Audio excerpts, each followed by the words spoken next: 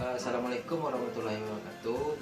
Perkenalkan, nama saya Noval Temukri. Saya berasal dari D3 Digital Marketing angkatan 2019 dan saya berasal dari kelompok 10. Assalamualaikum warahmatullahi wabarakatuh.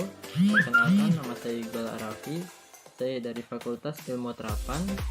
Prodi saya D3 RPLA dan saya dari kelompok 10. Terima kasih.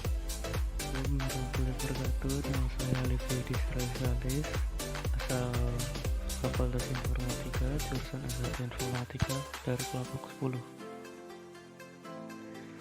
Assalamualaikum warahmatullahi wabarakatuh. Nama saya Nasra Kholuddin dari jurusan S1 Teknik Industri kelompok 10. Nama saya Muhammad Salmantil Mitsadi dari kelompok 10 dari S1 Informatika kelas IF 4404. Assalamualaikum warahmatullahi wabarakatuh. Perkenalkan, nama saya Pisatio Wijasena dari kelompok 10 jurusan D3 Digital Marketing. Assalamualaikum warahmatullahi wabarakatuh. Perkenalkan, nama saya Rian Chandra Hadi. Saya berasal dari Fakultas Informatika dengan jurusan S1 Informatika. Saya berasal dari kelompok 10. Terima kasih. Assalamualaikum warahmatullahi wabarakatuh. Kenalkan, nama saya Bakhtiar Nur Faris dari kelompok 10 jurusan Teknik Fisika.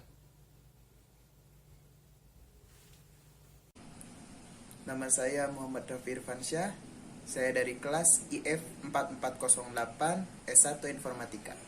Perkenalkan, nama saya Mufarlo Farsa Diva dari kelompok 10 jurusan Sistem Informasi Fakultas Rekayasa Industri. Keluh kesah saat belajar online adalah tidak efektifnya waktu pembelajaran karena para dosen sering mengubah waktu perkuliahan dan menyebabkan jadwal sering bentrok. Dan solusinya adalah tetap melakukan kegiatan perkuliahan tepat waktu sesuai jadwal.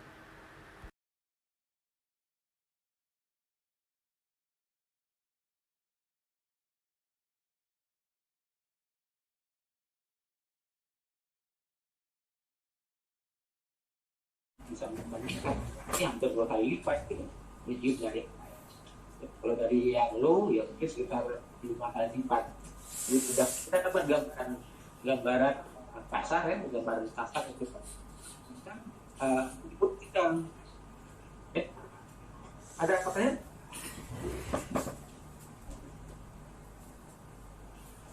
Sebagainya Pak.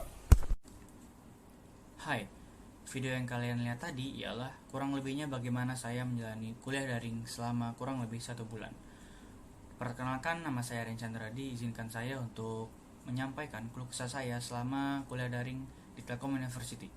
Yang pertama ialah saya tidak bisa bertemu dengan teman baru secara langsung, melainkan hanya bisa bertemu melalui Zoom, melalui Google Meet, atau melalui platform Discord, yaitu platform yang menyediakan kita untuk call bareng, mungkin video call bareng, tetapi gratis dan tidak di limit.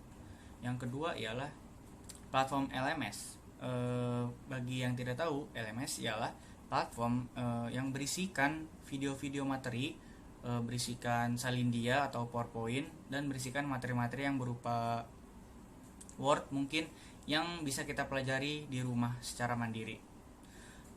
Tentunya LMS ini mirip sekali seperti aplikasi-aplikasi belajar online yang pada lainnya. Tetapi pada dasarnya secanggih apapun aplikasi online untuk belajar online, menurut saya tidak akan bisa menggantikan suasana belajar offline secara langsung bertatap muka dengan dosen kita. Sekian keluh kesah dari saya. Semoga tahun 2021 menjadi tahun yang baik untuk kita dan semoga kita bisa bertemu secara offline di tahun depan. Terima kasih. Assalamualaikum warahmatullahi wabarakatuh. Keluh kesah saya pas saat belajar online yang pertama masalah kendala jaringan. Jika jaringan jelek maka menghambat sekali proses belajar online. Yang kedua, sulitnya menerima materi.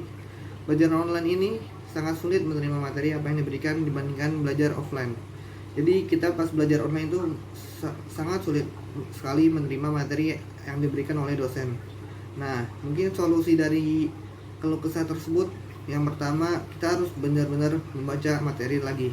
Setelah kuliah secara daring, Mungkin kita bisa dengan membaca-baca materi yang diberikan, sebuah file atau video, itu harus kita pelajari ulang agar materi yang kita Pertama berikan kali saya dan juga masuk, mahasiswa dan baru sering-sering se-Indonesia bertanya angkatan pada dosen. 2020 melaksanakan kuliah secara daring. Keluh kesah saya dalam belajar online itu terkadang terkendala dengan jaringan, dan jadi suara dosen tersebut tidak terdengar jelas, dan kemudian ada tugas kelompok, terkadang teman saya susah dihubungin, dan Kita sebagai mahasiswa baru juga sering tidak bisa ketinggalan mengunjungi informasi. atau Jadi merasakan itulah suasana keluh kesah kampus saya seperti dalam apa. belajar online. Terima Namun, kasih. untuk tahun ini kita dapat mengucap syukur kepada Allah Subhanahu wa taala, karenanya kita dapat memanfaatkan teknologi modern sehingga kita dapat melaksanakan kuliah dengan tatap muka dari jauh.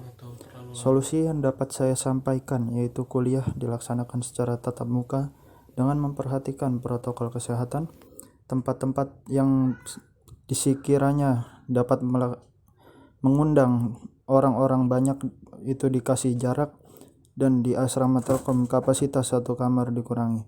Dengan begitu, insya Allah kuliah dapat dilaksanakan dengan lancar hingga kelak wisuda.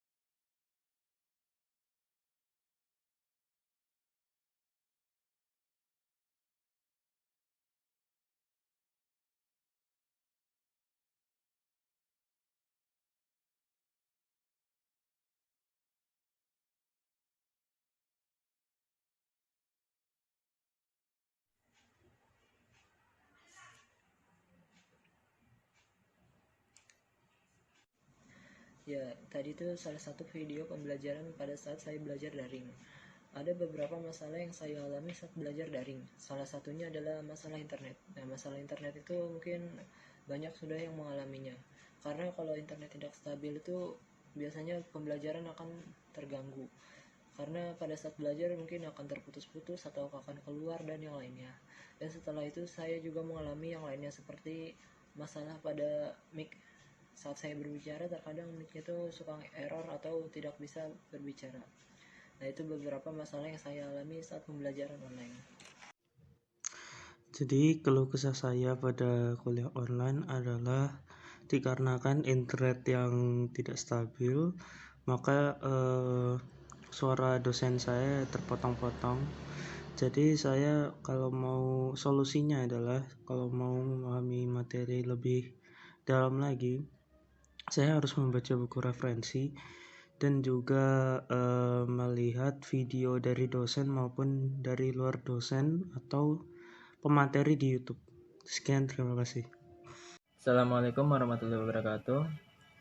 Saya akan menyampaikan beberapa keluh kesah saya dan teman-teman saya di lapangan mengenai pembelajaran online.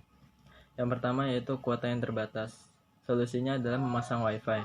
Karena memasang wifi dapat menghemat pengeluaran kuota lebih banyak. Karena dia kuotanya unlimited sehingga meskipun dipakai banyak, pembayarannya hanya tiap bulan. Atau jika tidak kurang mampu untuk memasang wifi, bisa datang ke kafe atau restoran yang terdapat free wifi. Dan solusi lainnya yaitu bantuan kuota dari pemerintah, kuota tiap bulan. Yang kedua, masalahnya adalah e-learning video dari dosen membuat kita tidak bisa bertanya atau berinteraksi secara langsung. Solusinya, dosen memberi materi secara langsung via Google Meet atau Zoom agar mahasiswa dapat mudah tersampaikan materinya dan dapat bertanya sehingga mendapatkan jawaban yang mudah dipahami juga. Ya, yang ketiga masalahnya adalah susah untuk berdiskusi jika ada tugas kelompok. Diskusi kelompok bisa melalui Google Meet.